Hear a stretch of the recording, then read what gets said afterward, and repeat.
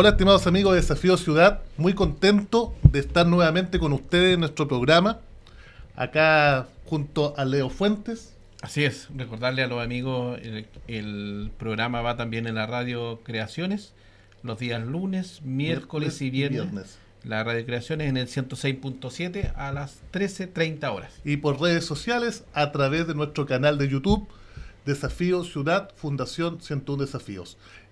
Hoy día, Leo, como siempre, tenemos un invitado que sin duda va a ser un muy aporte para quienes están escuchando y van a ver el programa, porque es una persona que ha aportado en diferentes áreas. Fuera de micrófono, tuvimos la oportunidad de conversar con él.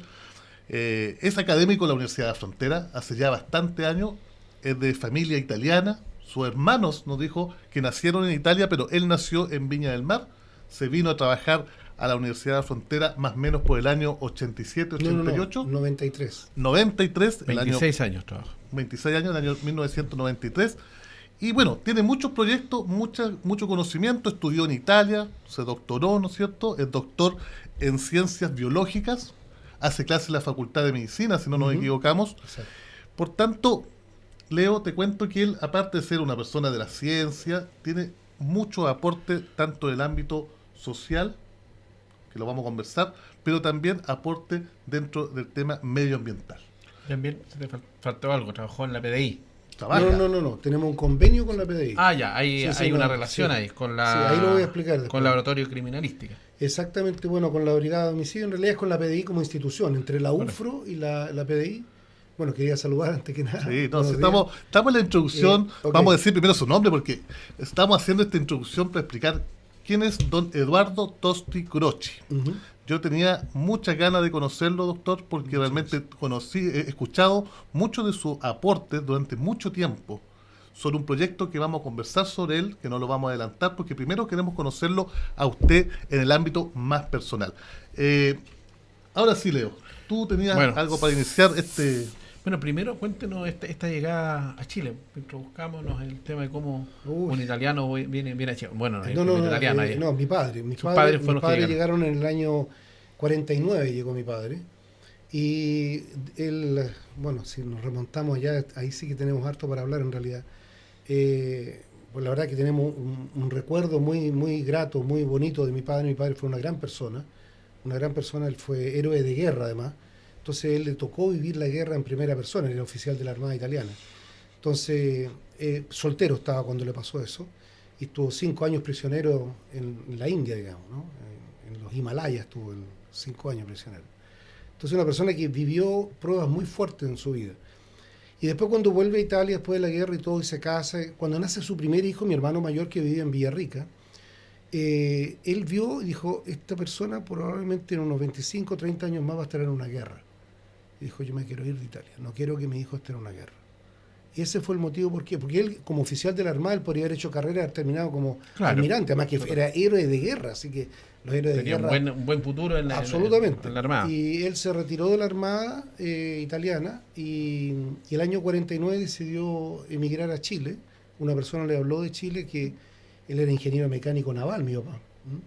Entonces él preguntó primero un lugar de Chile que tenga buen clima, así preguntó. Le dijeron, Viña del Mar tiene buen clima, un clima templado, perfecto, me voy para allá. Porque él vivió los monzones en la India, todas esas cosas. Así que no quería un lugar con estos climas extremos, con climas desagradables. Así que Viña del Mar. Y ahí se instaló, se trajo maquinaria, trajo capital a Chile, y se instaló con un taller de rectificación de motores, que en ese tiempo no había ni siquiera en Santiago. De hecho, él le fue muy bien al comienzo, en el sentido de que le llegaba trabajo. Desde Santiago le mandaban los motores a rectificar a Valparaíso, donde se instaló con el taller mecánico. Sería como los Girotti de acá de Temuco, pero en Valparaíso, Tosti Croci. Mi papá era muy conocido, muy querido también en Valparaíso. Así que, bueno, después llegó mi madre con mis 2 hermanos mayores y se instalaron en Viña. Y yo después nací. Fue, digamos, la primera raíz que se echó en Chile acá, fui yo. ¿Qué raíz? ¿Qué raíz? Porque ha hecho su trabajo y su aporte. Uno a mucha honra, digamos, no con un ánimo jactancioso, ni mucho menos, pero cuando uno tiene estos modelos de padre y madre, digamos, yo creo que a uno lo marcan esas cosas, no hay nada que hacer. Es como el que tiene, no sé, padres músicos, Y al final, a los 5 años, está tocando piano. Mi padre no era músico, por lo tanto, por ese lado no puedo contribuir en nada, cero.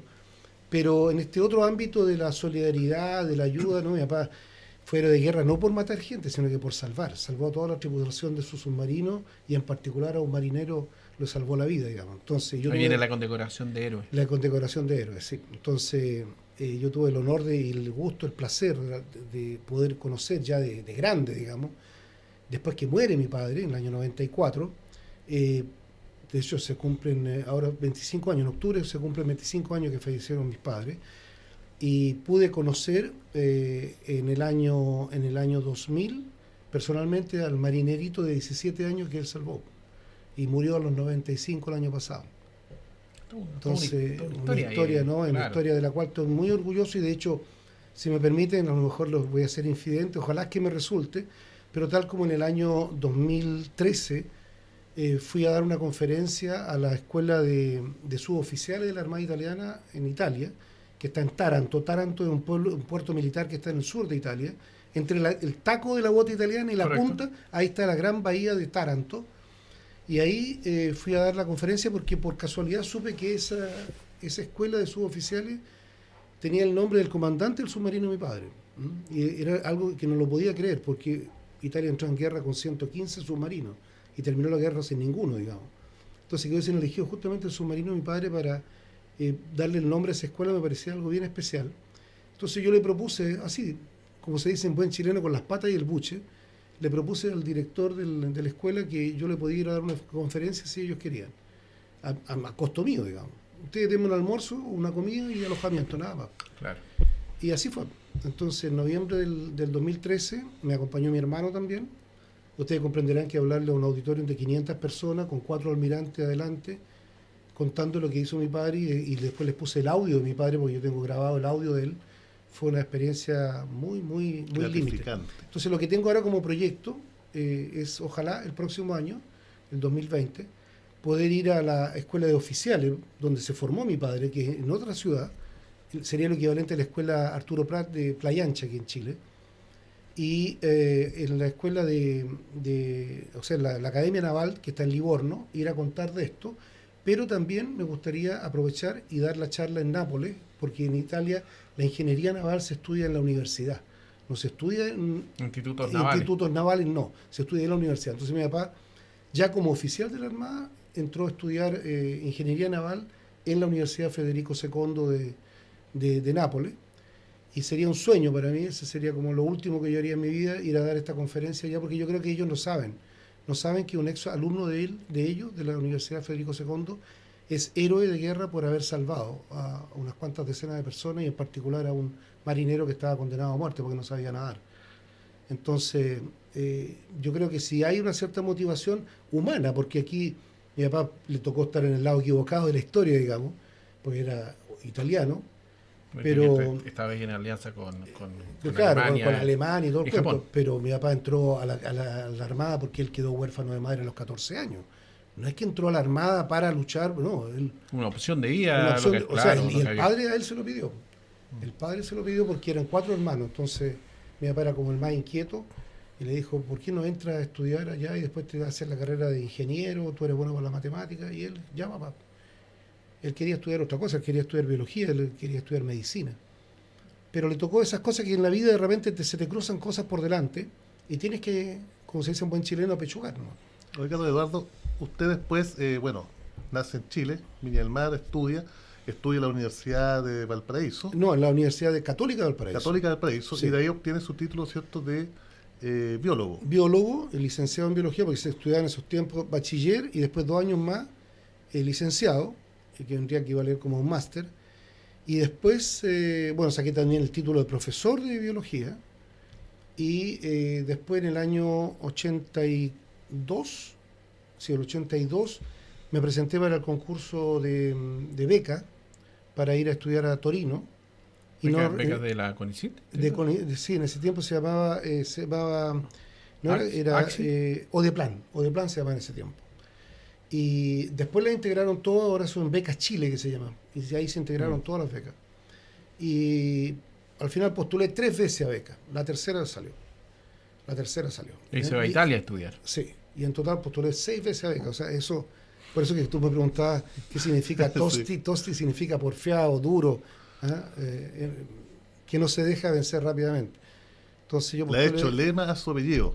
Sí, le hago honor a mi apellido. En la primera parte, digamos, tosti significa eso justamente, porque postular 6 veces a beca y la de Odeplan fue la tercera vez que postulaba. Don Eduardo, nosotros conversábamos, usted su visión, lógicamente, de académico, biólogo, pero llevaba al proceso del reciclaje, porque vamos a conversar algunos temas de la estudiada de su vida, pero también queremos entrar un poco en su aporte. Correcto.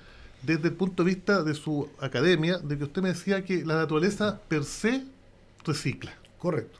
Entonces, ¿cómo nosotros como seres humanos hemos ido, digamos, malgastando nuestro planeta, producto de una generación, ¿no es cierto?, de basura? Y de ahí vamos a conversar un poquito también de un proyecto, ¿no? De su proyecto que usted me dejó muy claro que fue un proyecto de la universidad, pero que a usted le tocó dirigirlo, que es el famoso proyecto Andes, que hasta el día de hoy está vigente en Temuco, que no ha sido tomado en cuenta por las autoridades, pero al menos dejaron ahí un tema muy importante. ¿Cómo relaciona usted su tema académico desde el punto de vista de doctor, biólogo, con esa experiencia, con ese estudio, a verlo al día de hoy? ¿Cómo nos podemos relacionar de mejor forma con la naturaleza? Correcto. Bueno, puedo contar lo siguiente, que justamente yo cuando fui a Italia fue a hacer una investigación práctica, concreta, sobre lo que es la fauna necrobionte, es decir, los insectos asociados a la descomposición de cadáver. Entonces la idea era armar un trabajo experimental de campo con ratitas, no con seres humanos por si acaso, con ratitas, y hacer el seguimiento de qué bichos son los que llegan, ¿cierto?, a comer estos cadáveres. Entonces mientras hacía eso, yo vivía en Torino, y en Torino estaban estos programas de reciclaje. Ya estaban las campanas para el vidrio. ¿Qué año fue eso? 84. Le pregunto el año, porque pareciera así que es una gran novedad, pero esto sí, aquí, estamos hablando de muchos años. Antes que usted llegara, lo comentaba con Roberto, acá llegaron hace más o menos 5 años atrás, sí, las campanas, es decir, nos demoramos 30 años. En Viña del Mar un poquito antes. En Viña del Mar serán unos 8 años, 10 años que llegaron las campanas. Pero ese es el desfase que tenemos. Y yo vi las campanas instaladas en la calle cuando llegué a Torino. No sé cuánto tiempo llevarían ya, pero por lo menos ya la gente se llenaban rápidamente. Así que por lo menos las campanas son por la forma que tiene, que sí, son las que se levantan con claro, esas que vemos ahora que, sí. Exacto, entonces tienen esos orificios donde uno echa las botellas, te advierten que no hay que dejar vidrios grandes, sin embargo la gente deja de repente ventanales grandes, quebrados, que no corresponde porque es otro tipo de vidrio. Bueno, entonces yo tenía mi trabajo experimental de campo, con mis bichitos, tenía que salir de Torino a 15 kilómetros, pero vivía en Torino y ahí vivíamos y abajo en la casa estaba esto y yo lo encontré genial. Porque claro, cuando uno es biólogo, uno dice, ¿qué pasa con la naturaleza, con el aluminio, con el plástico, con el vidrio? ¿Cierto? Porque eso no hay nadie que coma esas cosas. No hay insectos que coman plástico ni vidrio, hongos tampoco, entonces no se descomponen. Pueden quedar literalmente por una eternidad. Todavía encontramos cosas de vidrio hechas por los romanos, 2000 años atrás, ¿cierto? Y todavía están ahí los implementos de vidrio hechos por ellos, ¿cierto? Y así, si retrocedemos, podemos encontrar cosas más antiguas todavía que no se descomponen. Entonces, cuando te dicen un pañal se demora 500 años, eso son cosas que a mí me da mucha risa, porque los pañales desechables o los plásticos llevan pocas décadas. ¿Cómo puede ser que se demora 500 años? Eso es mentira. Y las moléculas propiamente tal, algunas sencillamente no se descomponen por nada. Se transforman en microplásticos que entran en el metabolismo de los organismos, pero no se descomponen. Porque, repito, no hay insectos o organismos que se alimenten de estas cosas. Entonces... ¿Será por lo artificial de la creación del plástico? El plástico es un producto... Exactamente, es un derivado del petróleo, se saca del petróleo, que a su vez el petróleo deriva de organismos vivos, ¿cierto? Sí, de seres vivos. De composición. Exactamente, pero al manipularlo ya se comienzan se le agregan cosas, por ejemplo el PVC, polivinil cloruro. El petróleo en su origen no tiene cloruro. O en las botellas de PET, estas botellas plásticas, tienen cierto de bifenol A. Esa molécula no está en las cadenas del petróleo, digamos. Entonces el ser humano aprendió a manipular con la química orgánica, y esto partió cuando, años 20, años 30. La baquelita es de los años 30, la baquelita. Sí, como plástico duro, que era de distintos colores que usaba para... Claro, quebradizo, qué sé yo. Pero el boom de todos los plásticos y esto de los envases desechables, ¿cierto? Que antiguamente lo comentamos, y ahí es donde uno, para las generaciones más jóvenes, ¿cierto? Uno muestra la hilacha, como se dice, o se le cae el carnet. Uno tenía interiorizado que si quería comprar una bebida tenía que llevar su envase de retornable, eso era como obvio. Y de repente aparece esto en los años 80 de las botellas desechables, y claro, pero nadie se hace cargo de las botellas desechables. Entonces era muy simple pensar, a ver, si esto no se descompone y nadie las compra, entonces esto va a llenar los vertederos. O sea, era sentarse 2 minutos a razonar en una mesa con 2 o 3 personas medianamente inteligentes. Yo lo que explico siempre en mi charla a los alumnos es que si hay una cosa que uno puede asegurar categóricamente, cuando se cierra un vertedero, es que el otro vertedero va a estar más lejos y va a ser más caro ir a enterrarla, la basura. Porque más cerca es difícil, ¿cierto? Dentro de la ciudad es imposible. Ahora, si nosotros agregamos que aquí tenemos el tema de las comunidades mapuche que están alrededor, con mayor razón hay una dificultad y estamos acusados a nivel internacional por una discriminación gravísima, porque normalmente estos vertederos quedan o al lado o muy cercanos a comunidades mapuche. Sí. Y eso evidentemente que se ve malísimo, aparte que es una injusticia total, digamos. Entonces, por conveniencia por todos lados, tenemos que aprender a reciclar para evitarnos también conflictos sociales, porque si a mí me vienen a instalar un vertedero al lado de mi casa, obvio que voy a protestar. Claro. Lo que ha pasado inclusive con la incineradora hoy día en Lautaro, que no quiere nadie la incineradora. Obviamente. Bueno, con el tema de los incineradores, yo soy contrario a eso, absolutamente. En los años, cuando estábamos justamente con el proyecto Andes, llegó un experto alemán al Instituto del Medio Ambiente, que estaba asociado a este proyecto también, y este experto alemán, yo le pregunté, ¿cuál es tu opinión respecto de los incineradores? Me dijo, no, en Alemania se han cerrado todos, me dijo, porque la gente está reciclando. Por lo tanto, ya no llega material combustible, lo que llega son elementos de otra índole, y lo que se está promoviendo es el reciclaje con clasificación en el origen. Y por eso que se quedaron sin pega, digamos en buen chileno, las famosas, ¿cómo se llama?, plantas de incineración. Parecía ser, doctor, que nosotros, siempre como usted decía, esto lo vio usted en Torino en el año 84 más o menos, y 30 años después llegaron las famosas campanas. Y 30 años después quiere llegar una incineradora como que si fuera la gran solución, porque no sé si usted ha visto un video que anda circulando que me parece un poco casi irrisorio, porque la gente en su ganas de solucionar el problema de la basura te envían un caballero que muestra cómo se genera el gas del plástico que se está gasificando, pero eso es incineración pura. Y la irresponsabilidad de las personas que están dentro del video, porque lógicamente, como usted bien sabe como biólogo, toda incineración produce residuos por cualquier, digamos, por más tecnología que le queramos colocar. Entonces, ahora queremos traer incineradora y el discurso es que estamos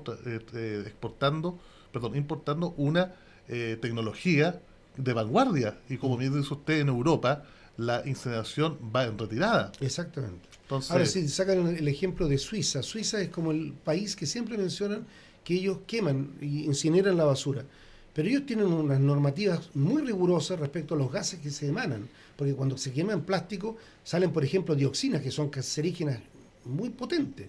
Por lo tanto, no es llegar y quemar nomás. De hecho, yo puedo contar como anécdota que no lo podía creer. Cuando yo llegué aquí a Temuco, un día tuve reunión en el 4º piso de la Facultad de Medicina, que estaba justo al frente del hospital regional. Claro. Yo estaba ahí y de repente veo que del hospital regional salía un humo negro que parecía algodón negro, ¿cierto? Como cuando hay erupciones volcánicas, saliendo de la chimenea del hospital. Y de hecho yo pasé el dedo por fuera de la ventana de la facultad y el dedo te quedaba negro, o sea, era una cosa untosa. Y dije, estos están quemando plástico. Yo averigüé, claro, quemaban todo junto, los desechos orgánicos, las jeringas. El hospital regional quemaba todo eso en el año 93, 94.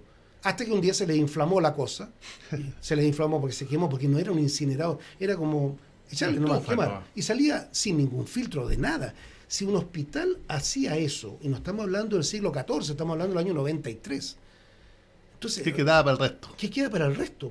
Entonces, claro, después eso ya se acabó, ahora ya no hay, pero hay una empresa que se lleva estos materiales y ha generado problemas en otro lado, porque está ahí en la zona de Gorbea, y ahora yo no seguí últimamente la polémica, pero había una tremenda polémica con los productores de arándano que decían, si nos instalan acá esta incineración... Eso va a caer en la plantación. Obviamente, lo llaman el fallout, lo llaman, ¿cierto?, en inglés, caen todos estos contaminantes, y en estos países donde reciben fruta, ellos hacen estas mediciones, no ven solamente si está o no está la larvita de tal mosquita, ¿cierto? Ven qué elementos hay químicos, y de repente a nosotros nos han rechazado partidas porque tienen contaminación química.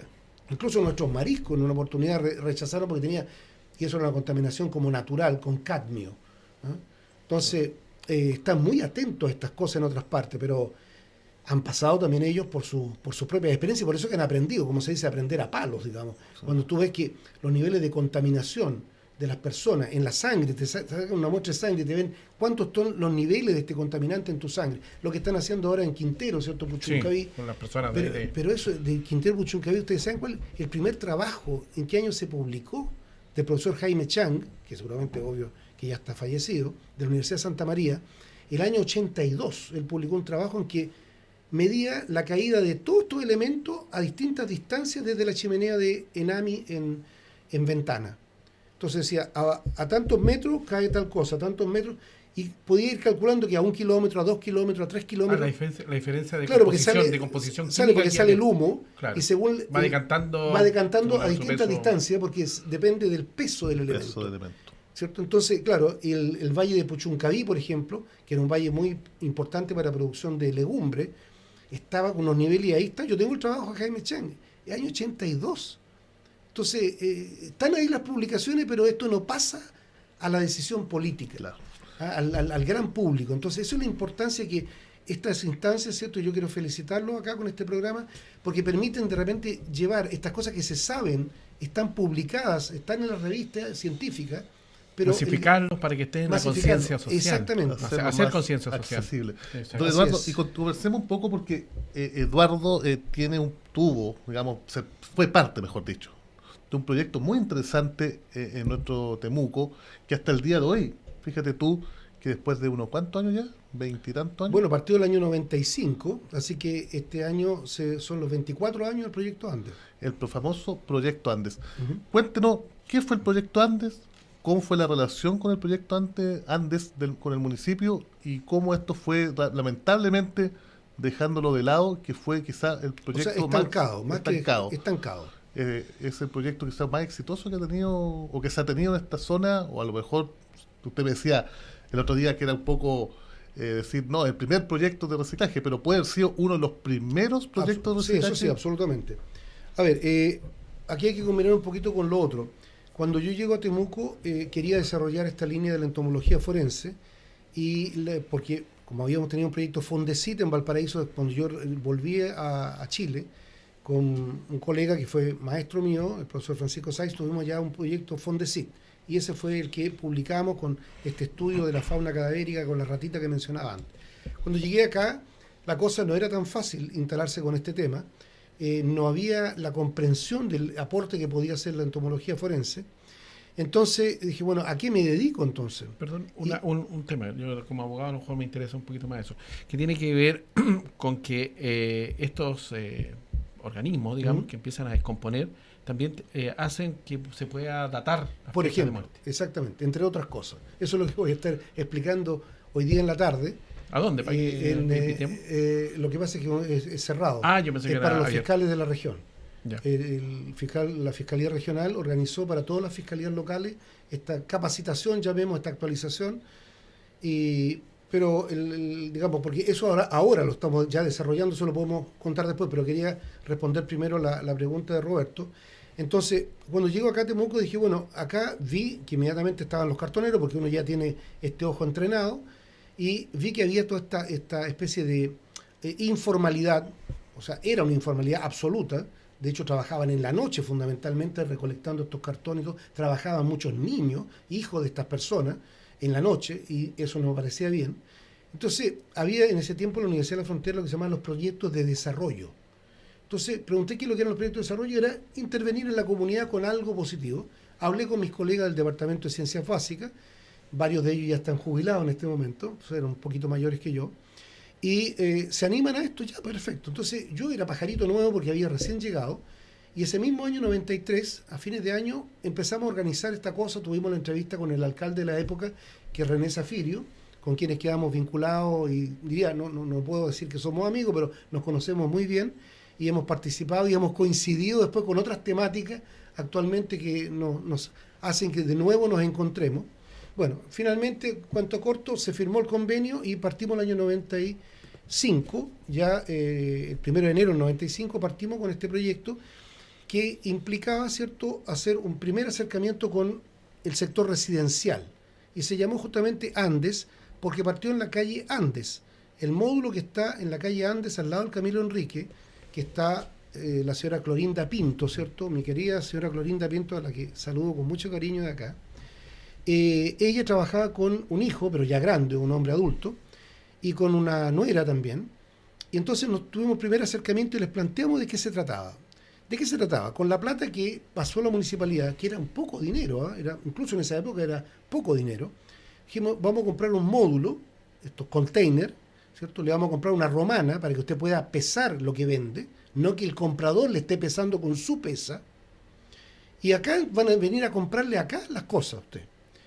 Entonces, ya, ok, todo para ello le vamos a comprar ropa de trabajo, zapatos de trabajo, todo esto. Reflectante, cosas cuando andan. Claro, exactamente. Vamos a diseñar unos carritos, ¿cierto? En este caso fueron triciclos adaptados para la circulación y recoger en el sector residencial. Tuvimos que tener reunión con la Junta de Vecinos, explicarle de qué se trataba. Entonces tuve una junta en una sala de la Junta de Vecinos, habrán llegado unas 60, 80 personas, y le explicamos de qué se trataba. Algunos plantearon algunas dudas, pero esto no irá a traer moscas, no irá a traer ratones. No, le dijimos porque esto va a ser aluminio, cartón, vidrio, y que yo sepa los ratones no comen vidrio, por lo tanto, o sea, esto va a estar cerrado de más hermético, son estos containers marítimos, así que absolutamente no va a haber ningún problema. De hecho, una de las cosas que uno puede contar con mayor orgullo, digamos, es que nunca hubo una protesta contra el proyecto Andes, nunca una carta al diario de alguien que dijera, oye, quejándose, un vector, algo. No, para nada.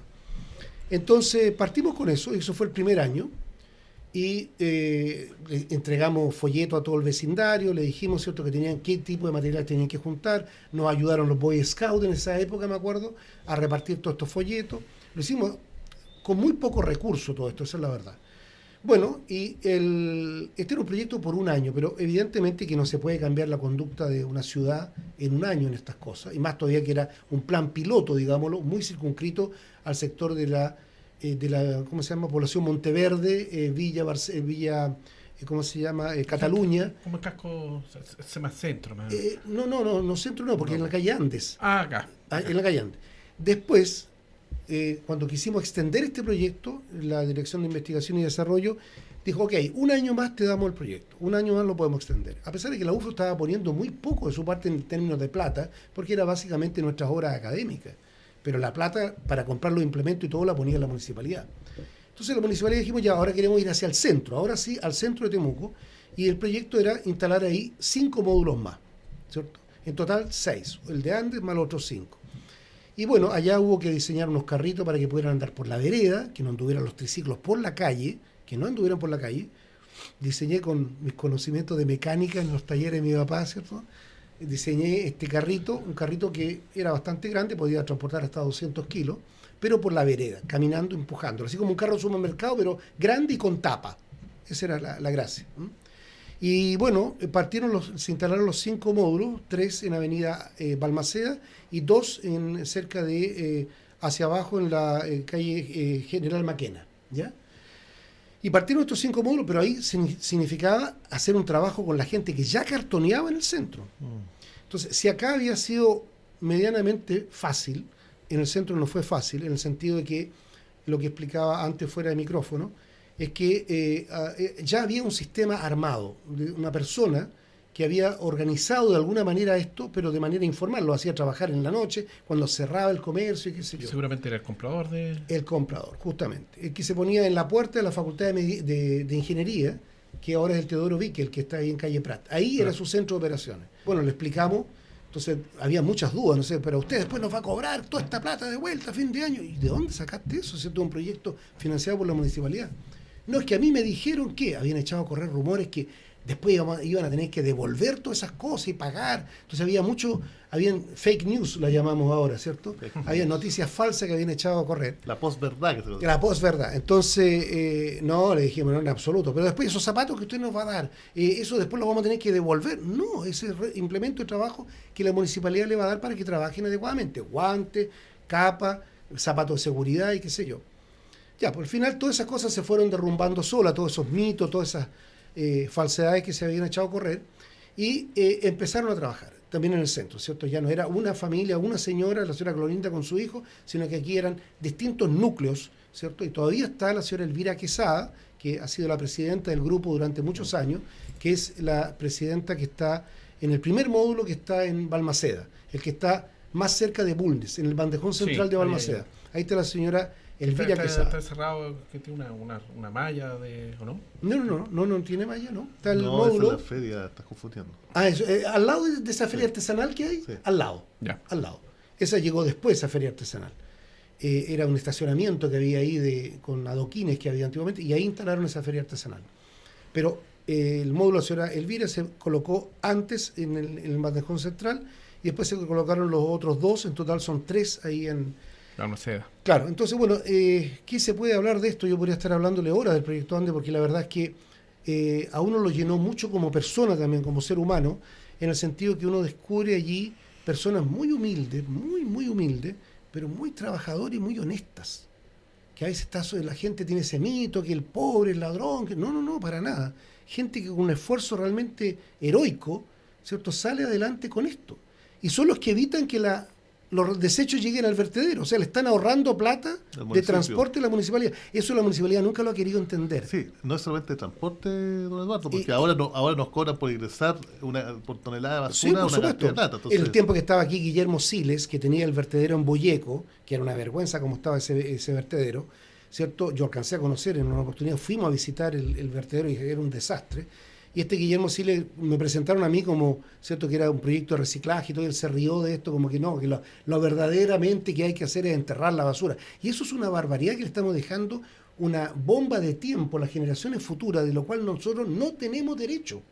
Es como que yo dejara una bomba de tiempo en la casa y salgo. Claro. ¿Qué pasó con el proyecto de Eduardo? Entonces, bueno, el proyecto antes sigue funcionando, pero como nosotros al momento de entregarlo, que lo entregamos a fines del 97, yo fui el director durante 3 años, los constituimos a ellos como personalidad jurídica. Ellos tienen personalidad jurídica como no como junta vecina, como organización funcional. Claro. Durante el proyecto nosotros nos acercamos a la Seremi de Educación de esa época y preguntamos quién hace educación para adultos. Y nos dieron el dato de una persona, qué sé yo. Al final lo hizo, ¿cierto? Se hizo en la UFRO, la alfabetización de estas personas adultas. La hizo ¿cómo se llama? El director del Montessori, Pinilla, ¿cierto? Él organizó esta cosa y se hizo para los miembros de esta agrupación. Entonces ya sacarlo del analfabetismo a personas adultas, y recuerdo con mucho cariño a una señora que ya falleció.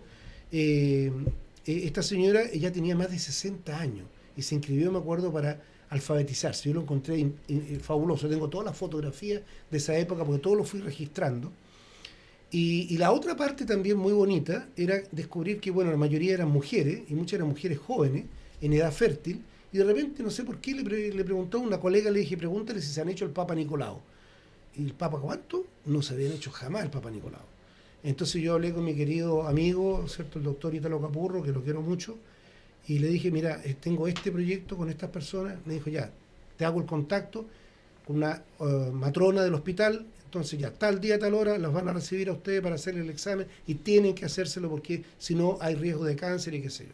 Entonces es un proyecto que fue integrando muchas cosas distintas. O sea, uno dice alfabetización que tiene que ver con reciclaje. ¿Por qué no te quedaste en el puro reciclaje? No, es que cuando tú tienes al frente un adulto analfabeto, no puedes quedarte tranquilo, a menos que él lo rechace absolutamente. De hecho, hubo una persona que dijo, no, yo no me sirve saber leer y escribir. Y para mí eso fue inolvidable. O sea, me impactó que un adulto dijera, no, ¿para qué sirve? No me sirve saber leer y escribir, ni sumar ni restar, no me interesa. ¿Y el proyecto hoy, porque tenemos que ir cerrando? Sí, el proyecto hoy está funcionando. Bueno, obviamente nosotros lo entregamos a la municipalidad. Los implementos, los containers que tú puedes ver en la calle están en comodato a ello, porque son de la municipalidad. Los implementos, la romana que tiene cada módulo es de la municipalidad, está inventariado en la municipalidad.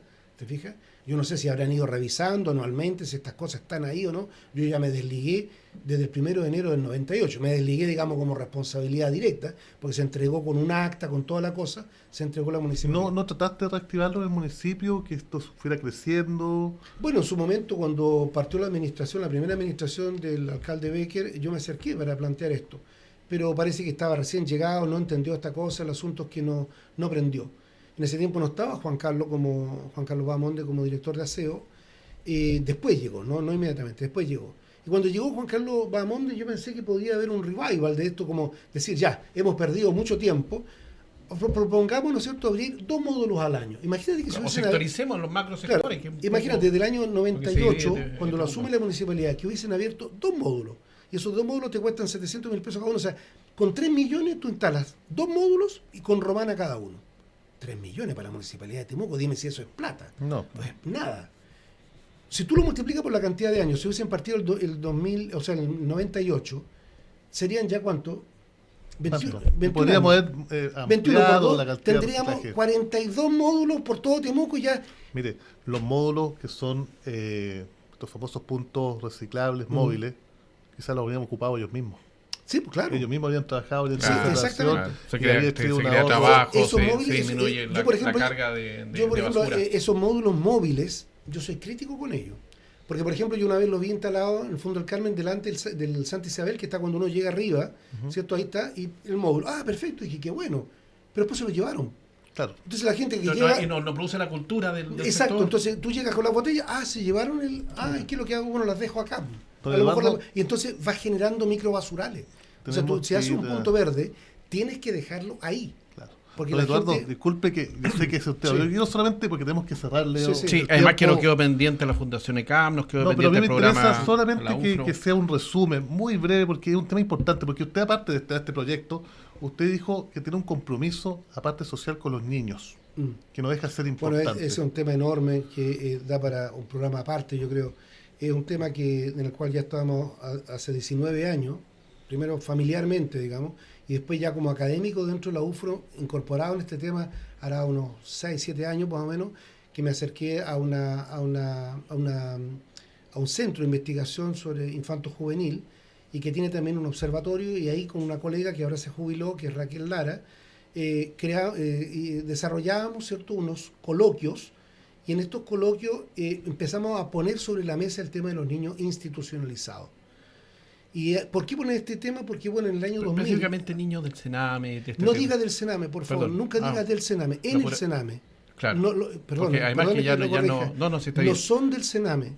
No son, y fíjate que el lenguaje crea realidades. Sí, Toda la gente dice, a uno mismo de repente se le sale esto del... No, hay que taparse la boca, porque no son de ellos. Ese es el gran problema, que los niños están capturados. Y aquí... Esa asociación que hace uno con la institución... Sí, lo que pasa es que ellos, digamos, por ley, ellos son los encargados de administrar todo lo que significa el acogimiento en residencia, la mantención y todo eso, pero sabemos todo lo que ha pasado. Tú acabas de decir una palabra muy importante, temporal. Así es. Bueno, yo me escandalicé con el cómo era el sistema de protección en Chile el año 2000, cuando descubro a esta que ahora es nuestra quinta hija, digamos. Ella había vivido 12 años institucionalizada. No lo podía creer. O sea, yo también pensaba que era temporal, no sé, mientras arreglas los problemas en tu familia, después te vas en adopción o vuelves con tu familia, es una cosa transitoria. No, hay gente que llega a los 6 meses, o al año, o a los 2 años, y sale a los 18. Con una ley de adopción que es... Entonces uno dice, ¿pero cómo? ¿Pero por qué? ¿Cómo somos tan tontos? ¿Cómo no somos capaces de hacer algo mejor? Y bueno, como nosotros lo estábamos viviendo, en este acogimiento familiar por tuición que hicimos, y como funcionó tan bien, ¿cierto? Ella es profesional, formó familia, toda la cuestión, ahora está haciendo un posgrado. Entonces, en la universidad dijimos, repliquemos esto. Ya funcionó ya. Entonces, ¿cómo lo hacemos? Estos chicos que están en los hogares en este momento, en la residencia, como la llaman ahora, veamos, ¿cierto? Y levantemos la información de cuántos están aquí en la región. Partamos con la región como plan piloto y levantamos la información. ¿Para qué cosa? Para crear un programa de ingreso especial a la UFRO que sea para niños institucionalizados. Y a mucha honra este año entraron 5. Así es. Don Eduardo, ese tema va para mucho más, lo vamos a invitar a otra oportunidad. Encantado. Vamos a conversar seguramente de estos y otros puntos que quedaron pendientes de esta entrevista con Eduardo Tosti Crocchi, porque es bien complejo. Tosti Crocchi. Sí, de piedra. Muchas gracias, Eduardo. Sin duda, muchas gracias para Desafío Ciudad, invitar a personas como usted y que podamos mostrar el trabajo de personas destacadas, personas que hacen un aporte a la sociedad de nuestro Temuco, nuestra región de la Araucanía, tanto como usted lo dijo en el tema medioambiental y ahora en el tema social con los niños, sin duda enriquece mucho conocer personas que han trabajado anónimamente muchas veces por nuestra región, por nuestro país. Yo creo que Eduardo nos va a quedar pendiente una segunda invitación, porque el segundo tema, que son estos niños de hogar y cómo la sociedad los acoge y cómo la institucionalidad académica puede hacer algo, es súper relevante hoy en día. El tema que está en boga siempre, el tema de la delincuencia, yo creo que hay algo que hacer y aportar para que nuestros auditores en la radio y los que nos ven por las redes sociales compartan lo que vayamos a hacer en ese programa. Yo quisiera aprovechar a esta instancia para pedir que se le haga el homenaje que corresponde a los verdaderos recicladores. Por favor, a mí no. Uno contribuyó con un proyecto de arena. Pero, por ejemplo, hace algunos años atrás, cuando cumplió los 18 años el proyecto, cuando cumplió los 13 años el proyecto Andes, dije, ¿cómo nunca nadie le hace nada a estos recicladores? Entonces, me inventé un desayuno para los del proyecto Andes. Entonces conseguimos un salón en el hotel Nicolás del centro, y hablé con todos los recolectores y le organizamos, ¿puedo llevar a los niños? Traiga a los niños y organizamos un desayuno. Yo les mostré las diapositivas de cuando habíamos hecho, del origen, ¿cierto? Se reían, el módulo estaba pintado de otro color, ellos estaban más jóvenes, los niños estaban chiquititos, qué sé yo. Entonces, por ejemplo, cosas tan simples como esa, ¿cierto? De un pequeño homenaje que los concejales, que los alcaldes, o sea, el alcalde en este momento de ¿cómo se llama?, de Temuco, de repente tener esta fotografía, de entregar un diploma, fue el aporte que hace. Que no cuesta nada. Vamos a recoger el guante. Pero no negarlo como que no existen. Yo he escuchado autoridades que dicen, es que en Temuco no existe un proyecto de reciclaje. Ustedes saben, no tanto el dolor para uno, es para negar a todas estas 20 y tantas personas, familias, que viven de eso. Es como decir, lo que ustedes hacen no vale nada. Y eso yo lo encuentro atroz, realmente. Muchas gracias, don Eduardo. Una gran entrevista y esperamos verlo prontamente.